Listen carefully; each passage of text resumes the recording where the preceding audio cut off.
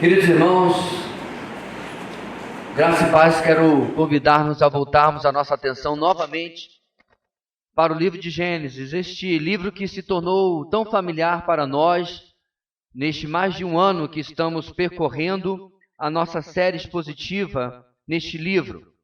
E hoje nós vamos continuar o que começamos semana passada, o capítulo de número 37, aonde a saga de Jacó se torna agora mais a história de José, mesmo que esteja incluído na saga do seu pai. E nós chegamos, irmãos, à 51ª mensagem em Gênesis, começando no versículo 12 até o final do capítulo 37. Então peço que você já deixe a sua Bíblia aberta em Gênesis 37, versículo 12, onde daqui a momentos faremos a nossa leitura.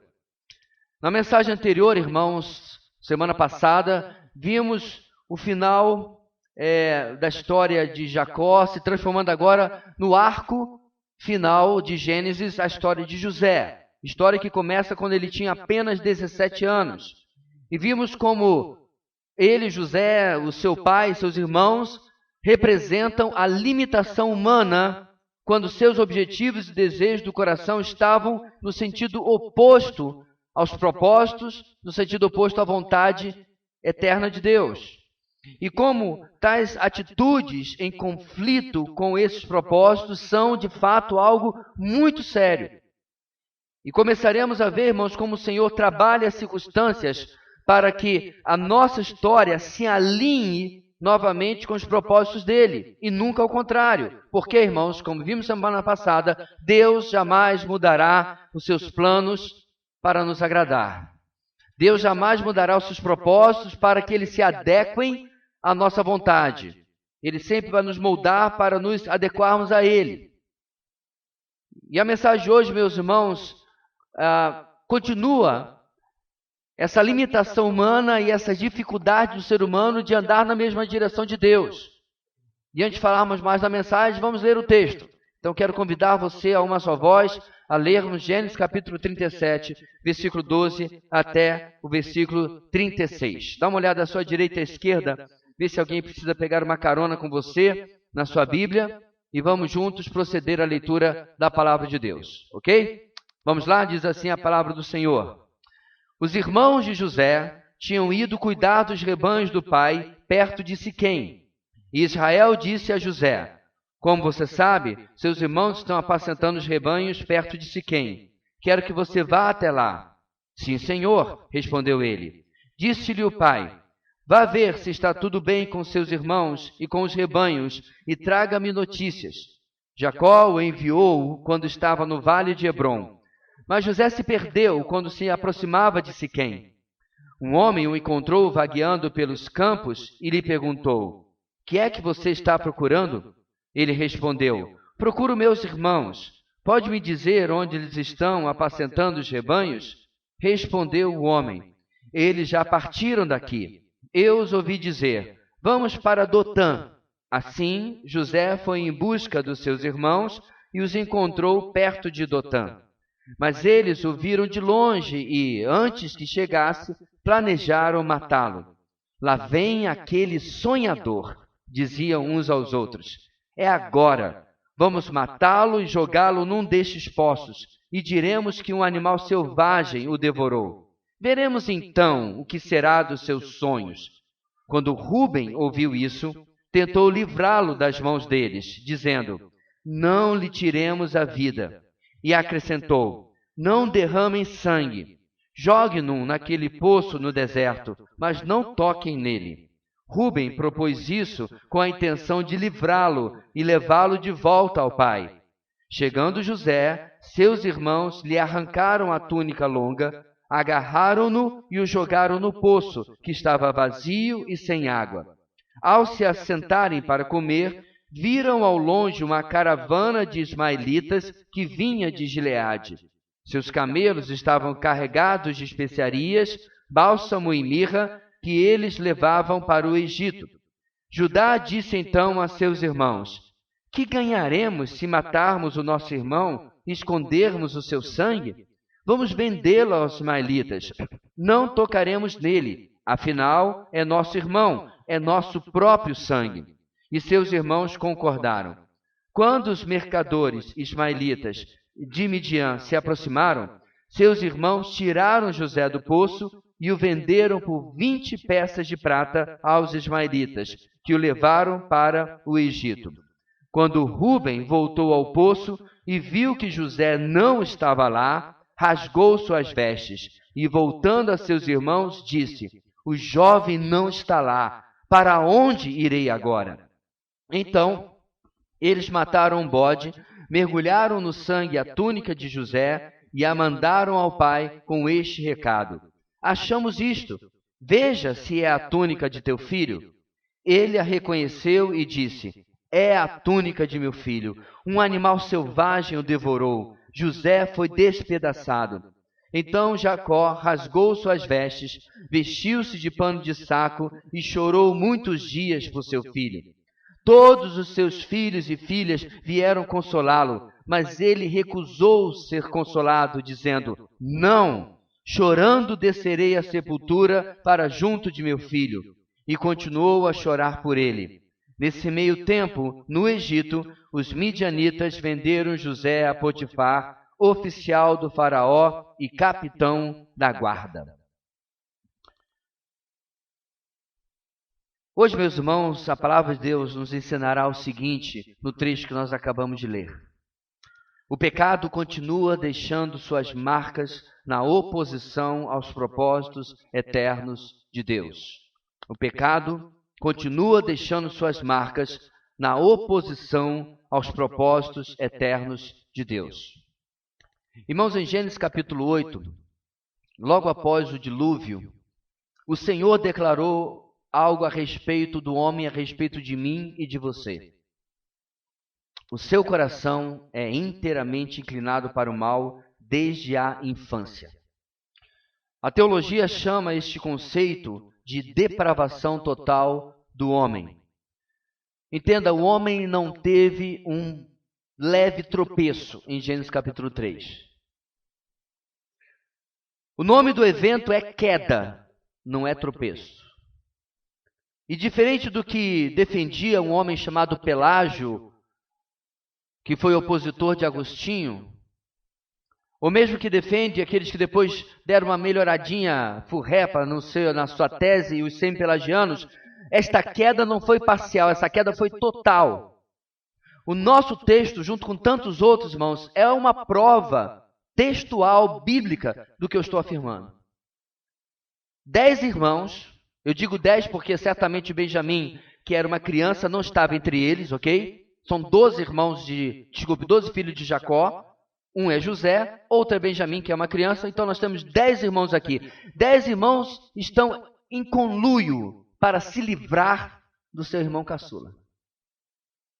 9 deles estavam, inclusive, de acordo com o assassinato. Até que Rúben, o irmão mais velho, intervém e sugere uma alternativa para salvar a vida de José. Eu quero que você imagine, meus irmãos, o que é este cenário se fosse no dia de hoje. Porque refletiria tão mal como refletiu naquele tempo. Talvez você esteja pensando, esse é um tempo bárbaro. Esse é um tempo, pessoal das cavernas. Esse é um tempo do matar ou morrer. Não! O conceito do que é certo e errado, meus irmãos, e o conceito de que tirar uma vida é algo repreensível, é conhecido por esses homens. E nós estamos falando de qualquer vida, nós estamos falando de um irmão. Nós estamos falando de alguém da sua própria família. E aí, meus irmãos, Moisés vai trazer esse trecho para nós para nos mostrar como a natureza humana precisava sim de redenção e era para onde o texto está caminhando. À luz de Gênesis capítulo 3, quando Deus promete a redenção através do filho da mulher, o descendente da mulher, melhor dizendo, Gênesis começa a nos encaminhar para nos mostrar vez após vez que o homem precisa ser resgatado. E aí, quando nós olhamos para o futuro deste texto, mas o nosso passado, a cruz chega a nós como essa missão de resgate, onde Deus vai em busca de um homem. Tim Keller, famoso escritor, teólogo, pastor, ele tem uma frase muito interessante que diz que a mensagem principal do que vamos comemorar daqui a alguns dias, apesar que a data está errada, mas tudo bem, a mensagem principal do Natal não é paz, fraternidade, churrasco, vamos reunir a família. Não, a mensagem do Natal é uma mensagem pesada. O homem não consegue salvar a si mesmo. Ele precisa de um agente externo para que ele não acabe matando o seu próprio irmão. Esta semana nós estávamos vendo um vídeo de outro pastor muito bom, Vold Backham. Não tem como você errá-lo nas redes sociais, ou na internet, ou no YouTube. É um negão desse tamanho, dessa largura, que gosta de dar tiro, armamentista, gente boa e ótimo pregador. E ele fala uma coisa muito interessante mesmo. Vocês já repararam que um dos seres que nascem mais frágeis é o ser humano? Outro dia eu vi o parto de uma elefanta, whatever. Era uma fêmea. Claro, né? Imediatamente ela cutuca o elefantinho, uma coisa mais linda do mundo. Porque ele tem que se levantar e tem que se virar, meu amigo, porque a savana é um lugar brutal. E ele tem que se levantar e acompanhar o rebanho. Bora! Filha da gazela, e em segundos está de pé pulando. O bebê não. E aí o Vold Backham fala uma coisa muito interessante, mas sabe por que Deus fez assim? Porque se ele nascesse grande, forte, imediatamente ele lhe matava. A primeira vez que ele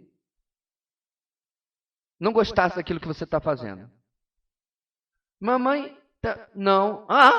Já pensou? Um bebezão desse tamanho, forte, já nascendo. Porque a maldade, o Senhor acabou de dizer, já nasce com a criança. Em poucas semanas, poucos meses, você já percebe, se não dias, que você tem naquele quarto bonitinho que você preparou, que seu amigo botou lá toda a decoração, estou falando de caso próprio e tal, é um filhote pecador. Só que eles crescem. E eles se reúnem para tirar a vida do seu irmão. Antes de nós continuarmos, irmãos, uma curiosidade sobre o nosso texto. Moisés é um escritor incrível e ele faz uma moldura com o verbo salar, que significa enviar.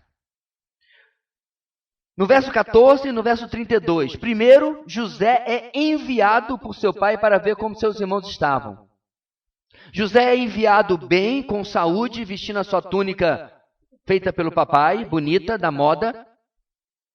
Ele é enviado para ver os seus irmãos. Depois, a túnica de José, suja de sangue, é enviada para o seu pai para noticiar a sua morte. Moisés faz uma beleza aqui para mostrar, meus irmãos, que no meio desta moldura de dois envios, os eventos de maldade e perversidade, que apesar de caminhar na contramão da vontade de Deus, estão acontecendo, mas seriam usados por Deus para cumprir os seus propósitos eternos. E é aí que nós vamos chegar no final da nossa mensagem. Antes disso, em primeiro lugar, do versículo 12 até o versículo 17, nós vamos começar a nossa mensagem, ou o corpo dela, com o seguinte ponto em primeiro lugar. A obediência marca os escolhidos de Deus, mesmo em meio aos problemas causados pelo pecado. A obediência marca os escolhidos de Deus, mesmo em meio aos problemas causados pelo pecado.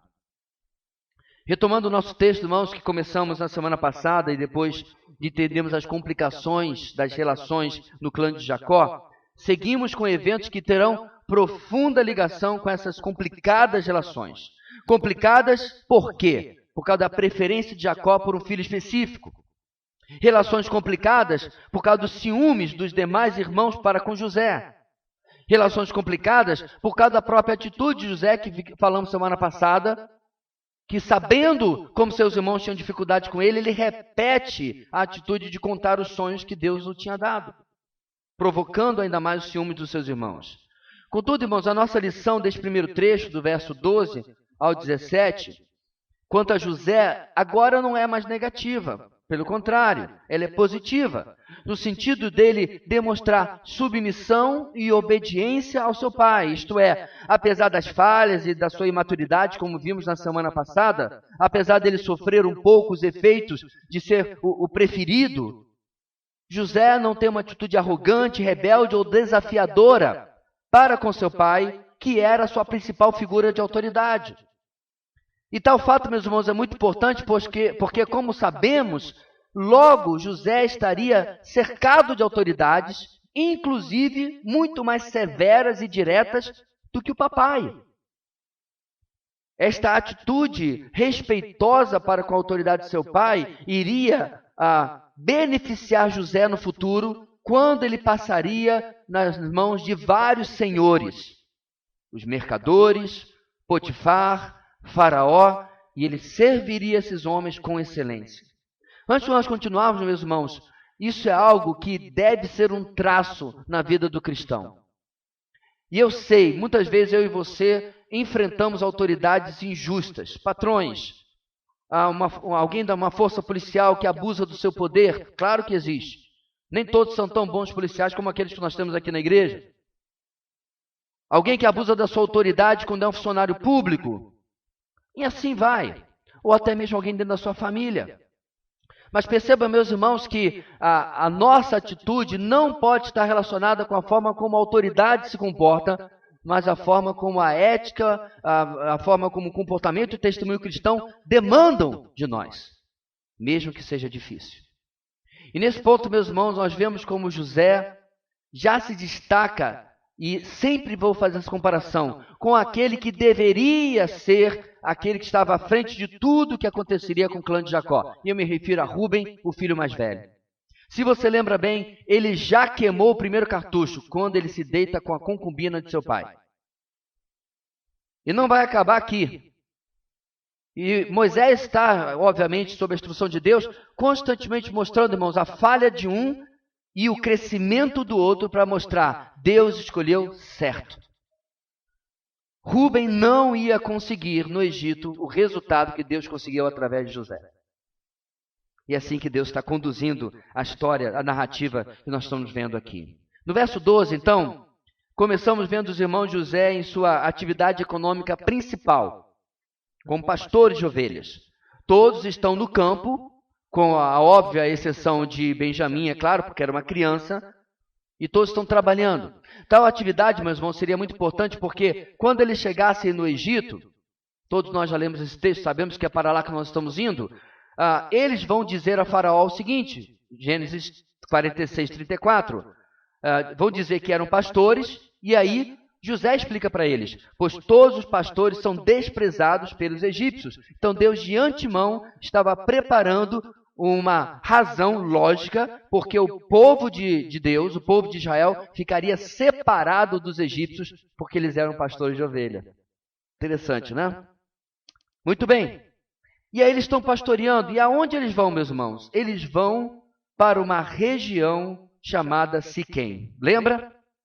Siquém é a região onde eles estavam anteriormente, onde não deveriam estar, aonde a única irmã deles foi abusada por um rapaz também de nome Siquém, e os 10 irmãos, e eu estou falando aqui em termos de 10, sempre excluindo os 2 mais caçulas naquela época, que também incluía José, foram até a cidade de Siquém e mataram todos os homens. É exatamente aonde eles estão pastoreando. Podemos até imaginar, meus irmãos, ou nos perguntar se não havia da parte deles um interesse em saber como estava aquela região e como estava depois do que havia ocorrido. Não sabemos. Mas nós sabemos, meus irmãos, que certamente foi isso que trouxe preocupação a Jacó, e por isso ele envia José para saber. Porque seus filhos estavam perto de uma região onde provavelmente os habitantes não gostavam muito deles. Então, como nós vemos no verso 12 e 13, ele vai até lá, e essa viagem, irmãos, não era pequena. A distância de Hebrom até Siquém era de 80 quilômetros. E mais uma vez está aí a obediência, que eu fico vendo, meus irmãos, ele tem 17 anos de idade. Todos nós já tivemos essa idade, nós temos alguns de nós filhos, eu tenho filhos nessa faixa de idade. Filho, vai fazer tal coisa. Mas José diz o texto, sim, Senhor. Será que foi daqui que as mulheres tiraram aquela frase, a base bíblica? Sim, Senhor. Manda quem pode, obedece que tem juízo, missão dada e missão cumprida. Josézinho pegou e 80 quilômetros ele pegou. Só que aí, meus irmãos, quando ele chega lá no versículo 14 a 17, ele descobre que seus irmãos não estavam lá, um estranho o ajuda e eles foram para Dotã. Mais 24 quilômetros ao todo, ele viajou mais de 100 quilômetros para cumprir a ordem do seu pai. Com tudo o que estava acontecendo, José começa a se destacar como um filho obediente, submisso àquilo que seu pai havia determinado. Especialmente, meus irmãos, diante daquilo, ou depois daquilo que ele havia sonhado. A carne, a imaturidade de José poderia dar a ele uma atitude arrogante. Mas pela graça de Deus não é isso que acontece. Ele se mantém submisso, obediente ao seu pai. E aí, em tudo isso, como diz José, começa a despontar as características que têm levado gerações e gerações a admirá-lo como um exemplo de servo de Deus. Mesmo com suas falhas, que já vimos, o caráter de José cooperaria com os propósitos de Deus. E é notável, irmãos, como será destacado o contraste, como eu disse, entre esse sonhador, como seus irmãos dizem, como será cada vez mais distante como ele se comporta dos seus irmãos, especialmente de Rubem, o mais velho. Como eu disse, ele já havia desonrado a cama do seu pai ao haver se deitado com uma de suas concubinas. Ele havia falhado também, irmãos, em não diminuir o conflito que surgia entre os demais irmãos de José. O ciúme que estava ali como uma panela de pressão, aquela situação. Ele é o mais velho, ele já é um homem feito. Se José tem 17 anos, este homem tem provavelmente por volta dos 30 anos de idade. Ele já deveria diminuir aquela situação, contornar aquela situação, chamar os seus irmãos a uma conciliação, mas ele não faz nada disso. E também o nosso texto, irmãos, nós vamos ver, logo ele falhará na liderança com seus irmãos, na decisão do destino final de José. E não acabará aí, meus irmãos, nós vamos ver mais à frente, mas para aquilo que Deus precisaria fazer nos próximos anos, alguém como Rubem não serviria. Não bastava ser o primogênito geneticamente, precisava ser o primogênito espiritualmente, em ter aquele perfil de alguém em quem se pode confiar, e que o Senhor sabe que pode ser usado, pode ser um instrumento nas mãos do Senhor. Precisamos saber, é claro, irmãos, que nós somos escolhidos por Deus para a salvação e mesmo para sermos usados por Ele unicamente por causa da graça do Senhor. Não é porque eu sou bom que eu sou salvo. Não é porque eu sou bom que Deus resolve nos usar. Quantas vezes, meus irmãos, Deus usou as coisas mais, entre aspas, desprezíveis deste mundo. 4 dos apóstolos eram meros pescadores. Deus foi usar um doutor só depois da ressurreição de Jesus, eu me refiro ao apóstolo Paulo. Os demais eram homens simples. Eram homens, inclusive, que as pessoas diziam, pode vir alguma coisa boa da Galileia? Socialmente desprezados. Então não, Deus não precisa que eu seja o cara para que Ele possa me servir. Contudo, meus irmãos, muitos de nós demonstram atitudes de arrogância e de repetida desobediência, em que Deus diz, não usarei tal pessoa, porque Deus estaria endossando a desobediência. Deus estaria dando um prêmio à desobediência, dando um prêmio àquele que se comporta em rebeldia para com o Senhor. Por outro lado, nós vemos em José essa atitude de humildade. Como eu retratei semana passada, irmãos, na atitude da própria Maria, a mãe terrena do Senhor. Humildemente ela recebe aquilo que era um tremendo privilégio, mas ela se sentia pequena para aquilo. Ela se sentia diminuída. Ainda que seja, meus irmãos, um gesto, uma decisão da graça de Deus, essa resposta de submissão e obediência é esperada daqueles que recebem tal privilégio. Porque quando, meus irmãos, nosso nariz se empina, como por exemplo com Saul, diante do privilégio que Deus possa trazer sobre as nossas vidas, nós estamos num caminho de rejeição por parte do Senhor, um caminho de destruição, de autodestruição. Porque com submissão e obediência, tal como José, os propósitos de Deus podem ser cumpridos, enquanto ao mesmo tempo deixamos o nosso exemplo para a glória de Deus, e é o que esse homem vai fazer. Pois, irmãos, o contrário também é verdade. Deus pode cumprir os seus propósitos através das vidas também dos rebeldes. Quer ver um exemplo? Ele vai fazer isso alguns séculos mais à frente por um homem chamado Faraó do Egito. Um homem rebelde, um homem duro, um homem que se endureceu e Deus foi glorificado na vida dele. Aí nos resta uma pergunta: eu prefiro glorificar Deus pela obediência ou pela rebeldia? Eu prefiro glorificar a Deus porque eu me submeto às suas ordens, porque eu digo sim, Senhor, ou porque eu vez após vez vou me rebelando contra aquilo que Deus deseja fazer da minha vida e através da minha vida. José, finalmente, irmãos, é um exemplo deixado por Moisés também para o povo de Israel dos seus dias. Eles precisavam começar a ver como é possível viver em uma cultura hostil e pagã e não se corromper. Algo que serve de exemplo para nós também. E isso começa, irmãos, na vida de José bem antes dele chegar a essa cultura hostil e pagã chamada Egito. Começa agora, quando ele está vivendo debaixo da hostilidade dos seus irmãos, e ainda assim, ele vai aprender, ele vai crescer, ele vai ser mais ainda preparado pelo Senhor para aquilo que tem pela frente.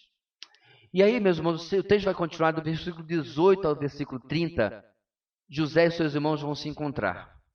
Em segundo lugar, a palavra de Deus vai nos ensinar o seguinte: a oposição aos propósitos de Deus revela a natureza pecaminosa que testa a nossa fé. A oposição aos propósitos de Deus revela a natureza pecaminosa que testa a nossa fé. Termos fé, quando tudo está maravilhoso, é muito fácil. É muito simples. Igreja alguma fez algum dia a campanha de Jó. Venham, irmãos, nós vamos fazer a campanha de Jó para que Deus faça na sua vida o que fez na vida de Jó. Não vai aparecer um. Ninguém quer. Mesmo que o texto de Jó, meus irmãos, termine como? O segundo estado de Jó foi muito melhor do que o primeiro. Lembra disso? No final, depois de tudo que Jó passou, Deus o abençoou ainda muito mais do que ele era abençoado no começo. Mas ninguém quer passar pelos 40 capítulos do miolo. A gente quer pular para o final. A gente quer ser abençoado, depois a gente quer ser mais abençoado. Claro, nós somos apenas humanos. Contudo, meus irmãos, a nossa fé não é provada, testada nesse ambiente. Jó não era o mesmo homem no final do seu livro que nós encontramos no começo. Sim, no começo ele era fiel, justo, se desviava do mal, homem temente a Deus, sim.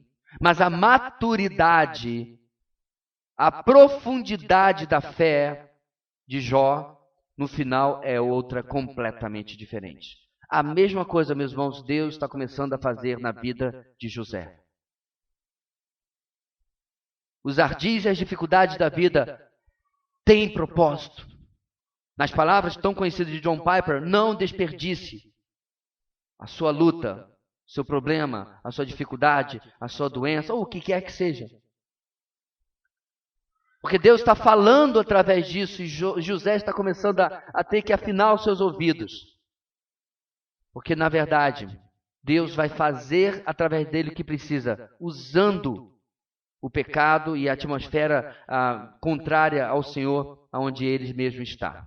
Bem, vamos para o nosso texto, 18 a 30. Tal como sugere a nossa grande ideia, irmãos, em nossa segunda parte, encontramos novamente as marcas do pecado.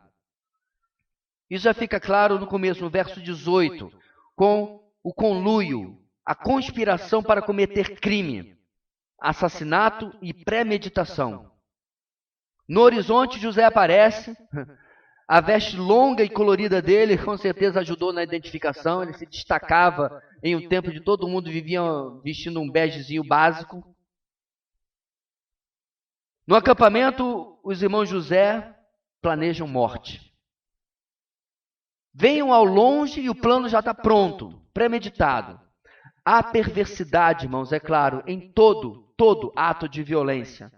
E pior ainda quando termina em morte. Porém, irmãos, o grau maior de perversidade em algo assim, ser planejado, discutido e premeditado, é inegável. E nós estamos cercados de acadêmicos de direito, formados ou não, que podem confirmar isso. Na criminologia, moderna, eles ainda incorrem em um outro agravante: motivo fútil. Qual é o motivo, meus irmãos? Está declarado no versículo 19. Lá vem aquele sonhador. Eles não estão matando José porque eles mataram alguém da família deles. Eles não estão matando José por algum tipo de vingança, como, por exemplo, fizeram com os que violentaram sua irmã, mesmo que exagerada, a gente destacou isso naquela época. Não! É apenas porque ele contou 2 sonhozinhos, um menino de 17 anos, e se colocou acima deles, num futuro, sabe lá Deus quando. Lá vem aquele sonhador. Então, afinal, irmãos, fica claro que o motivo simples era a raiva do que José havia dito que aconteceria entre ele e seus irmãos, incluindo entre eles seus pais.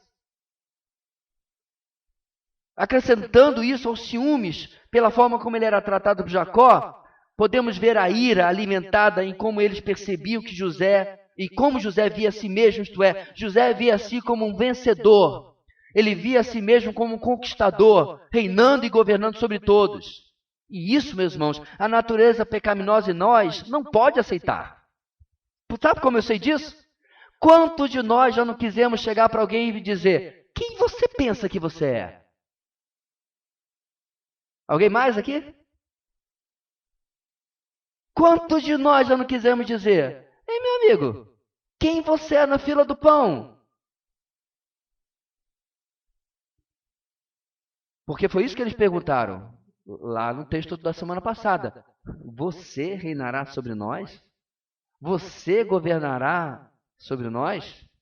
Te enxerga, menino. Tu mal saiu dos coeiros. Você não sabe cuidar dos rebanhos como nós sabemos, você não sabe isso, você não sabe aquilo. Quem você pensa que você é? Então, meus irmãos, eles já têm todas essas razões nas suas cabeças que justificam. E aí eles pensam: temos que fazer alguma coisa. Temos? Não, eles querem fazer alguma coisa. No verso 20, algo interessante sobre a dinâmica, irmãos, do pecado coletivo, incluindo o pecado de um crime, é que muitas vezes a maioria tem a coragem da multidão, mas não tem a coragem do indivíduo. Não tem coragem no indivíduo. Não tem nem iniciativa própria. Então, alguém, o texto nem identifica, porque provavelmente é alguém que cutucou, alguém que sugeriu metade, alguém que completou. Um dos 9 faz a proposta para que matem a José, ocultem o cadáver. Aliás, mais um crime, ocultação de cadáver. Estou em dia com a minha criminologia, né? E ainda mintam, culpando um animal selvagem. E o motivo é declarado novamente em toda a sua futilidade. Preste atenção nessa frase. Veremos então o que será dos seus sonhos. Como nós vimos semana passada, irmãos, não são os sonhos de José. Esse texto, semana passada, não são porque Deus vai cumprir os seus sonhos na sua vida. Nada disso tem nesse texto. Deus havia decidido revelar a José o que aconteceria no futuro, neste caso, através de um sonho. Deus podia ter escrito nas nuvens, Deus podia ter mandado um anjo, como já fez. Deus podia ter mandado uma pomba que falasse, sei lá. Deus podia até ter materializado um tablet na frente dele e ele não sabia nem o que é aquilo vindo do futuro. Deus podia fazer qualquer coisa. E ele decidiu que ele ia falar com José através de um sonho. Só isso. Não, Deus não está aqui para realizar os seus sonhos e nem neste texto está realizando os sonhos de José. Deus está mostrando a José através de um sonho os propósitos que ele tem para o futuro. Mas para os seus irmãos, os sonhos eram dele. E eles dizem: veremos então o que será dos seus sonhos. No fundo, queridos, fica claro, este era o problema. Eles não suportavam o pensamento, a ideia de José ter algum destaque, alguma proeminência. Ele já era o preferido do papai. Ele ainda vai ter mais coisa? De jeito nenhum. O mais triste de tudo, irmãos, é como o pecado nos cega para uma outra alternativa, ou para qualquer outra alternativa. E se aquela pessoa que se comporta de uma forma que eu não gosto, está errada em sua atitude, seu comportamento, mas o que ele está falando é verdade. Eles poderiam ter suposto isso a respeito de José. Eles poderiam ter parado, perguntado, orado a Deus, dizendo: Senhor, será que José está certo? antes de a gente seguir adiante, vamos dar uma pensada direitinho. Porque, irmãos, não é como se eles nunca tivessem experimentado nada sobrenatural na vida deles. O seu próprio pai foi avisado ainda lá em Padã Arã, lembra? Sobre a questão da multiplicação da cruza dos rebanhos. Através do quê? De um sonho, de uma visão. Então não é como se o extraordinário, sobrenatural, nunca tivesse acontecido na história deles. O seu avô, Abraão, bisavô, conversava com Deus 2, 3, 4, 5 vezes. Até negociava da destruição de Sodoma e Gomorra. Ou seja, meus irmãos, a ideia de que talvez a gente esteja vendo essa situação da maneira errada não era tão estranha. Eles poderiam ter pensado nessa alternativa. Por que eles não pararam para perguntar, e se esses sonhos são de Deus e não de José? A gente pode cometer um grande erro. Mas, infelizmente, meus irmãos, eles não fazem isso. E este erro lhes custaria muito, muito caro. Bem, o que eles têm até agora? Criminologia de novo. Meios, motivos, oportunidade. Tudo perfeito para um crime, menos para o 10º irmão. Em uma liderança, irmãos, demorada, tardia, até covarde, Rúben, o mais velho, tenta intervir. Do versos 20 ao 24, ele tenta ajudar a livrar José. Porém, ele é covarde, ele é limitado em sua interferência. Por que eu estou sendo tão duro com Rúben, meus irmãos? Perceba que, como o mais velho, a liderança do clã seria dele após a morte do seu pai. Sabia disso? E sua palavra e sua direção já possuíam um grande peso. Esse era o costume da época, mas em lugar de repreender seus irmãos e promover paz, reconciliação, perdão, restaurar a família, Rúben propõe algo apenas para ganhar tempo, para pensar o que eu vou fazer, porque eu não tenho força, eu não tenho iniciativa, não tenho pulso para fazer o que eu devo fazer.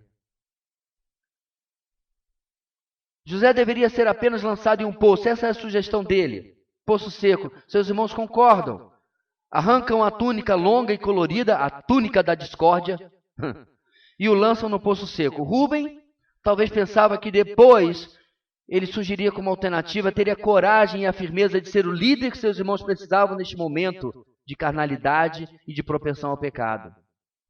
Líder que ele não foi até agora. Líder que demonstra, meus irmãos, que quando Deus não segue o costume da cultura, quando ele não escolhe Esaú e sim Jacó, quando ele não escolhe Rúben e sim José, Deus está certo. Deus conhece o coração do homem. Por mais apatralhado, meus irmãos, de tudo que Jacó fosse, estava no seu nome, ele ainda foi a melhor escolha do Deus que sabe todas as coisas, em lugar de seu irmão. É a mesma coisa agora com ele, com José. Bem, a demora, a reticência de Rúben de fazer logo a coisa certa, custaria também muito caro. Nos versos 25 a 28, a breve calma e racionalidade conseguida por Rúben com seus irmãos acaba. Coincidindo com a ausência de Rúben, o texto não revela porquê, mas ele estava fora por algum motivo. Os demais veem na caravana de mercadores ismaelitas uma oportunidade de ainda se livrar de José. Judá é quem toma a frente. De novo, segundo strike de Judá. Ele foi aquele que já se portou de maneira violenta antes, e o seu pai depois vai repreendê-lo mais adiante em Gênesis. Agora, de novo, ele toma a frente. Seu argumento também preserva a vida de José, mas o torna uma mera mercadoria. Então, para pensar, meus irmãos, não vamos matar o nosso irmão, não, mas vamos vendê-lo como escravo. Ele é vendido a mercadores e é levado para longe. Vem para o século 21. Se você lê isso nos jornais, jovem é vendido pelos seus próprios irmãos como escravo. Provavelmente você diria assim, que dias que nós estamos, né, irmãos? Os dias de Gênesis. Nós temos sempre essa ideia, mas acho que foi de hoje de manhã que eu falei isso. Não, eu acho que está no boletim. Eu não sei, eu escrevi ou falei em algum lugar, que nós temos sempre a ideia de que os nossos dias são os piores que já existiram. Mas nós nunca vimos, pelo menos eu nunca vi uma notícia dessa no jornal. Nem no jornal lá no Rio de Janeiro que a gente falava que se espremer saía sangue, que só tinha desgraça na época. Chamado O Dia. Depois ele foi vendido e mudou seu teor, mas na época se espremer saía sangue. Era só 5 mortos dentro de Kombi. Era só desse nível aí. Esse é o tipo de manchete que você esperava ver no Dia da década de 80 no Rio de Janeiro. Irmão é vendido como escravo pelos seus próprios irmãos. Jovem é vendido pelos seus próprios irmãos. Porque, irmãos, é inimaginável. Como eles podem pensar nisso? Podem, porque, meus irmãos, nós estamos nessa natureza pecaminosa ao redor de José, já sendo usada por Deus para testar a fé daquele jovem. Antes de nós continuarmos, irmãos, o fato interessante desse texto dos mercadores serem parentes distantes do clã de Jacó não deixa de ser uma ironia divina no nosso texto. Ismael, esses são ismaelitas, era meio-irmão de Isaque, avô desses homens do nosso texto. Lembra? Abraão teve Ismael e Isaque, Isaque e Jacó, Jacó esses 12. Ou seja, é um tio, avô de segundo grau, sei lá como é que eu posso colocar esse parentesco, deles. O antepassado desses mercadores era parente deles. Era parente, meus irmãos, também. Aliás, a ironia também está, meus irmãos, no fato de que Ismael foi mandado embora da casa de Abraão por ser filho da escrava Agar. E agora, alguns dos seus descendentes estavam aprisionando um descendente de Abraão como escravo. Deus costura a história de tal maneira, meus irmãos, para nos mostrar como que às vezes a gente tem um narizinho empinado, né? Já pensou? Sara pensando lá, o meu filho não vai dividir com o filho da escrava. Passa-se dezenas de anos, os descendentes do filho da escrava pegam um descendente de Sara e levam o escravo. E a nossa cabeça gira, como é que pode, meus irmãos, tamanha ironia de nos mostrar que nós somos nada, não temos controle algum sobre a nossa própria história. Bem, então ele é levado, meus irmãos, para lá. E o risco, meus irmãos, de algum desses parentes distantes, inclusive, deixar escapar que havia levado dos filhos de Jacó era enorme, o que mostra a imprudência desse crime, vamos chamar assim. Não há crime perfeito, mas esse aqui está longe de ser perfeito. É um mundo pequeno, irmãos, as pessoas se conhecem. De repente, alguém do clã de Jacó foi buscar algum tipo de mercadoria, foi fazer algum tipo de comércio, passa perto de onde moravam os ismaelitas e alguém dá com a língua nos dentes.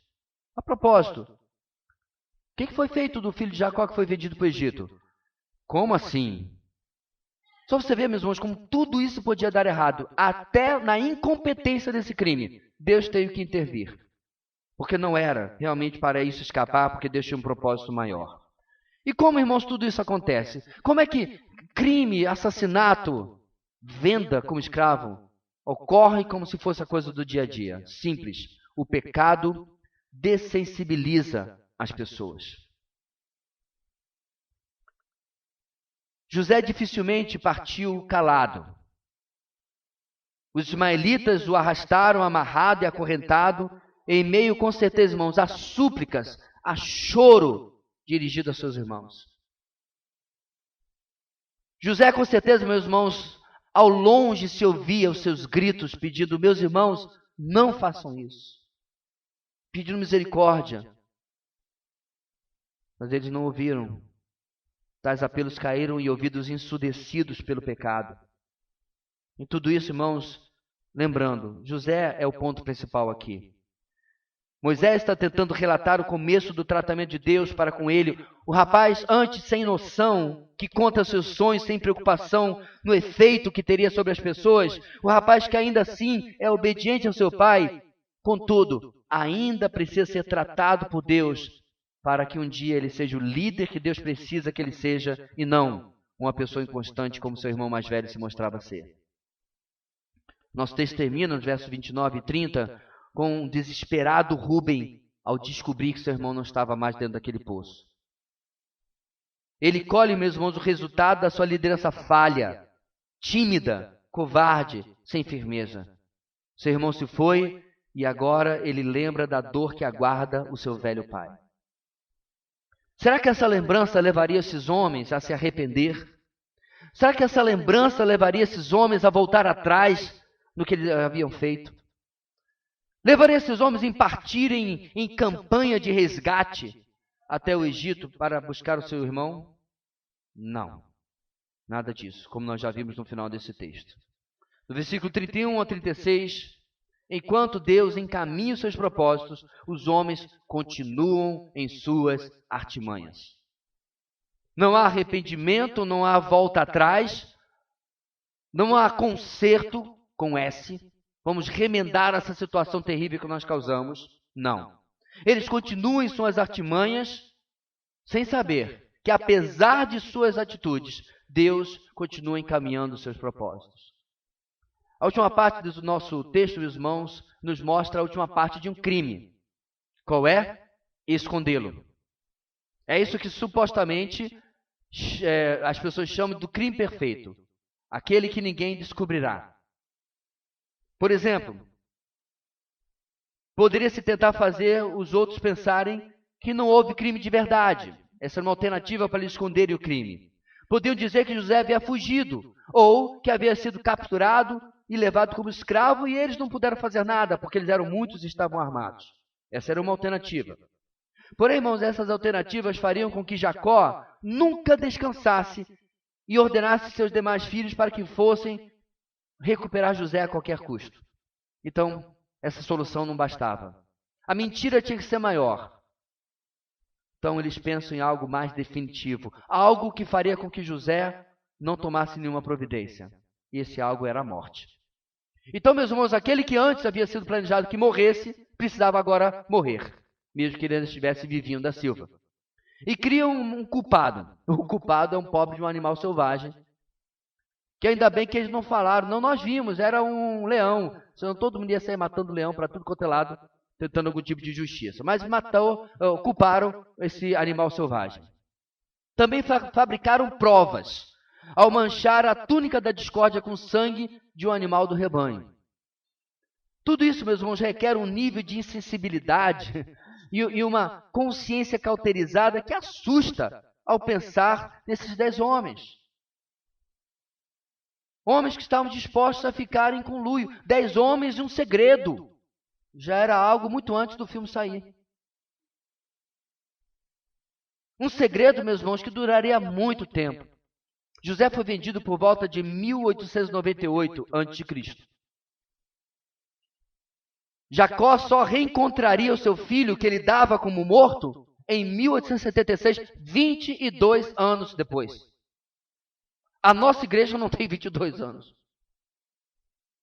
É como se fosse todo o tempo de existência da nossa igreja, mais 4 anos, em que um pai enlutado teve que suportar a ausência do seu filho por causa do segredo que seus outros filhos haviam guardado. 22 anos desde que um pai havia recebido as roupas ensanguentadas do seu filho e declarou, do fundo da sua dor, é a túnica do meu filho. Um animal selvagem o devorou, José foi despedaçado. Irmãos, eu sempre disse que eu desconheço que possa haver uma dor pior do que a perda de um filho. Eu sei que alguns aqui já passaram por isso. Eu me lembro que quando eu me tornei pai, eu fui ao Rio, logo depois, com o meu primeiro filho bem pequenininho ainda, e a minha avó estava sentada na varanda, a minha avó teve 10 filhos. 2 morreram juntos no mesmo instante, afogados em uma represa, perto de onde moravam em Teresópolis. E o terceiro havia morrido antes de poliomielite. Poliomielite é uma doença, acontece, é trágico e tudo mais, mas quando meus tios morreram, obviamente eu não era vivo, e naquela viagem, quando eu fui ao Rio, eu chamei minha mãe, minha avó, desculpe, sentei com ela, ela já tinha conhecido o seu bisneto, o Azaf. Eu sentei com minha avó e relembrei do que havia acontecido. Eu perguntei a ela, avó, como é que você se recupera disso? De experimentar a pior dor que pode existir 2 vezes no mesmo dia. Minha avó, com toda a sabedoria que ela sempre demonstrou, mesmo sendo uma pessoa simples, disse: a graça de Deus é maior. Resposta tão óbvia. Todo cristão, eu deveria saber disso. Talvez eu esperava algum tipo de grande frase e parágrafo, ou até quase um artigo. Ela escreveu, ou ela disse aquilo que já está escrito. A graça de Deus é maior. A graça de Deus basta e nos recupera onde quer que nós estejamos. Bem, esse pai iria precisar da graça de Deus. Enquanto, meus irmãos, ele falava isso, os criadores dessa artimanha, as mentes criminosas por trás disso tudo, apenas olhavam a dor do seu pai. 22 anos em que este pai rasgou as vestes e lamentou a morte do seu filho José e se recusava a ser consolado. Diz o texto: chorando, descerei à sepultura para junto de meu filho. E continuou a chorar por ele. O que ele disse? Eu vou chorar até o final da minha vida. E olha que o final da sua vida estava bem longe. 30 anos no futuro, mais ou menos. A dor e o luto, meus irmãos, aqui causados, irresponsáveis são os irmãos de José. Eles sabiam o que haviam feito no campo de Dotã. Eles sabiam o que haviam causado. Mas uma lealdade mórbida entre esses irmãos era mais importante do que o amor e a consideração pelo seu velho pai. Alguns podem pensar, meus irmãos, que o Senhor está assistindo a tudo isso, quieto, calado, em omissão. Mas se alguém pensar assim, irmão, estaria pensando errado, porque em meio aos nossos pecados e às artimanhas da nossa carne, o Senhor está agindo. Ele está moldando, adaptando e ajustando a história. Perceba, meus irmãos, que não naquele momento, em resposta ao que fazemos, é que Deus está agindo e adaptando e ajustando a história. Não. Deus sabe o que nós vamos fazer, mas o nosso Deus age desde a eternidade, preventivamente cuidando para que o meu e o seu pecado não atrapalhe os planos daquele cujos propósitos são eternos e não podem ser frustrados. Palavras de Jó. Então Deus não está omisso, Deus não está passivo, Deus não está calado diante do que está acontecendo no nosso texto, nem do que pode acontecer na nossa vida. Deus está sempre ativo, sempre agindo, sempre providenciando aquilo que nós precisamos. Ao vender José, os irmãos pensaram, seguros, que haviam vencido. Veremos então o que será dos seus sonhos, exclamaram eles antes. Tal como diz o salmista, do seu trono nos céus o Senhor põe-se a rir e caçoa deles. Tal como ele faz, meus irmãos, toda vez que os homens pensam que estão no controle, que venceram, inclusive Deus. Pensam que farão as coisas conforme a sua vontade. Deus ri. Moisés termina no verso 36 para nos assegurar que tudo está sob controle, pois seus leitores, e nós também, sabemos que de fato não foram os irmãos de Moisés que o venderam para o Egito. Antes, fora o Senhor. Ele acaba não na casa de qualquer um, José, mas na casa de um dos homens mais importantes e de maior confiança de Faraó. Então perceba, meus irmãos, quando eu digo que foi Deus que vendeu José para o Egito, é porque absolutamente nada acontece na minha e na sua vida que não esteja debaixo da permissão do Senhor. Eu preciso que você coloque isso gravado na sua mente nessa noite. Sua vida não é um montoado de acasos, onde Deus vai desesperado correndo atrás. Você já teve aquela situação em que o carrinho do bebê do seu filho correu e você correu para pegar? Sabe aquelas cenas, aqueles vídeos que tem na internet? Tinha um que era ladeira abaixo, a mãe se distraiu, foi, e lá foi o pai herói atrás, pegou o carrinho e salvou o seu filho. Não, isso não é o nosso Deus. O vídeo é bonito. Mas nunca Deus precisa ser esse herói na nossa vida. Porque Ele nunca é pego de surpresa. Os diagnósticos que nos aguardam no nosso futuro, Deus já os conhece. Os pecados e males que outros cometerão contra nós, Deus já os conhece. Ou qualquer outra coisa que possa ser lançado no nosso caminho, nós podemos entender isso como agora não tem jeito. Agora chegou o meu fim, porque certamente isso passou pelo menos um pouco pela cabeça de José. Não.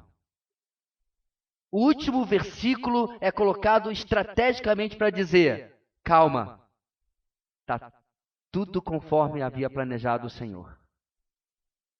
Ele podia acabar, meus irmãos, na casa de um mercador. Ele podia acabar na casa de outro mercador de escravos e ir para outro lugar. Mas estava tudo acontecendo como o Senhor havia determinado. A nossa história tem um grande elo, irmãos, com a traição e morte, inclusive, do Senhor Jesus. Já percebeu?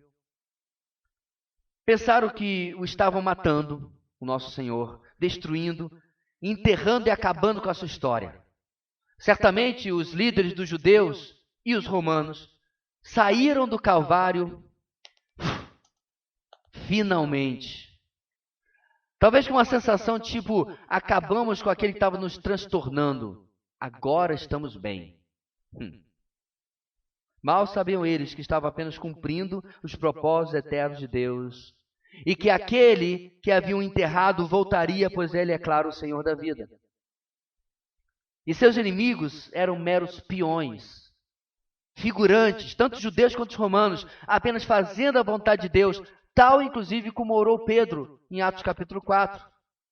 Fizeram o que o teu poder e a tua vontade haviam decidido de antemão que acontecesse. Deixa eu deixar bem claro aqui, irmãos, ninguém está passando pano para a liderança dos judeus ou para os romanos. Eu espero, sinceramente, não tem mais como orar por isso, porque já aconteceu, que eles tenham se arrependido e tenham se voltado para o Senhor. Conta-se, não, tem até um filme antigo chamado Manto Sagrado, alguma coisa assim, que conta a história de um soldado romano que ficou com o manto de Jesus, e aí ele passa mal, ele vai procurar porquê, ele descobre quem é Jesus, ele se arrepende e se converte. Seria muito legal se fosse verdade, né? E que todos que estivessem ali no Calvário, um dia tenham se encontrado com o Senhor que eles crucificaram. Talvez, não sei. Eles são responsáveis pelos seus pecados. Tal como os irmãos de José também. Tal como nós. Tal como aqueles que causarem contra nós. Mas o fato é, a verdade é, meus irmãos, que há um grande consolo nesse texto. Consolo que se consolida no final. Nem nós mesmos poderíamos estragar os propósitos de Deus no final. Viveremos ou morreremos para a glória de Deus. Somos consolados também, meus irmãos, com o fato de que os inimigos do Evangelho não precisam de fato ser temidos. O Senhor está ao meu lado, o que pode me fazer o homem? Diz o salmista. Eles são inofensivos. Como assim inofensivos, pastor? Eu sofri de verdade, eu fui afetado de verdade, eu fui ferido de verdade, sim, mas o Senhor não. Saulo, Saulo, por que me persegues? Nossos irmãos estavam sendo mortos, crucificados, açoitados, mas o Senhor nada foi feito contra ele. A lição disso tudo, meus irmãos, é que apesar de passarmos por lutas, tribulações, dificuldades, o cuidado do Senhor promete, calma, no final sempre vai dar tudo bem. Vai dar tudo certo. O Senhor está no controle. Em nossa triste história de hoje, tudo isso acontece por causa das marcas do pecado que são evidentes. Ódio, ira, tristeza, engano, mentira. Se tornam as tônicas do relacionamento na família extremamente disfuncional e pecadora de Jacó. Em meio a tudo isso, o uso de sangue de um bode para enganar deixa uma dica de como o próprio Jacó está envolvido aqui. Lembra que ele usou a pele de um bode para enganar ao seu pai? Agora ele é enganado com o sangue do mesmo animal. Deus, mas Moisés é o escritor, ele é usado, gosta desses detalhes, mostrando, meus irmãos, como o Senhor não esquece. O Senhor é justo. O Senhor sempre vai fazer aquilo que reflete a sua pessoa, a sua justiça. De novo, Moisés está lembrando a Israel dos seus dias. Povo, essa é a nossa história. Não chegamos aqui porque somos um povo especial, descendentes de grandes heróis da fé. Esses que eu estou escrevendo aqui no capítulo 37, você viu que não tinha capítulo quando Moisés escreveu? Esses são nossos pais. Esses são os cabeças das suas tribos, Moisés estaria dizendo para Israel. Judá, lá estava a tribo de Judá, eis aqui o seu pai. Issacar, Zebulon, Gade, Naftali, olha os seus pais aqui. Todos eles estão aqui, deixando as marcas do pecado.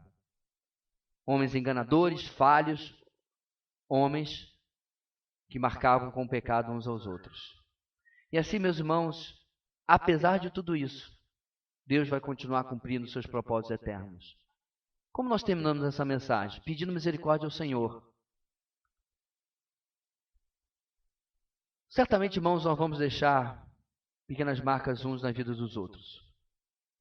É virtualmente impossível você passar por toda uma existência, por toda uma convivência, sem nós marcarmos de algum ponto negativamente uns na vida dos outros. Alguns de nós e alguns de vocês convivem comigo há todos esses 18 anos que a nossa igreja está funcionando. Nossa igreja foi plantada. Mas dessas marcas, meus irmãos, pequenas, o perdão do Senhor pode cobrir, a graça cobre. Mas marcas maiores podem acontecer aqui dentro, lá fora. Mas a nossa mensagem hoje é o seguinte: não se preocupe. O Senhor cumprirá os seus propósitos. Deus vai continuar realizando seus propósitos eternos, apesar das marcas pecaminosas e do pecado ao nosso redor. O pecado não vai vencer. E no final, junto com o maior inimigo que é a morte, ele será exterminado. Seus dias estão contados, e as marcas que ele deixa entre nós, a graça pode cobrir, porque é exatamente isso que nós vamos aprender, irmãos, quando esses irmãos se reencontrarem mais uma vez. A graça cobre todos os pecados e restaura absolutamente tudo. Senhor nosso Deus, que o alerta do comportamento dos nossos antepassados na fé possa falar profundamente às nossas vidas. Que nós possamos, ó Deus, olhar para manifestações tão bizarras do pecado e pedir ao Senhor que o Senhor nos mantenha muito longe, não apenas desses extremos, mas mesmo daquelas coisas que nós estamos lutando em nossos relacionamentos, em nosso comportamento. E ajuda-nos, ó Deus, a encontrar firmeza e consolo no fato de que servimos e vivemos para um Deus cujos planos nunca podem ser frustrados. Que, se necessário for, usa até o mal causado pelos homens para transformar o mal em bem, como ele começa agora a fazer através da vida de José. Dá-nos nesta semana que possamos meditar nisso, olhar as nossas vidas e pensar: Senhor, como eu posso viver longe de causar marcas nos outros, longe de ser afetado por marcas que tentam imprimir em mim, mas perto do consolo e da segurança que eu tenho no Deus soberano que sirvo. Ajuda-nos a entender isso, ó Deus. É o que oramos no nome de Jesus. Amém e amém.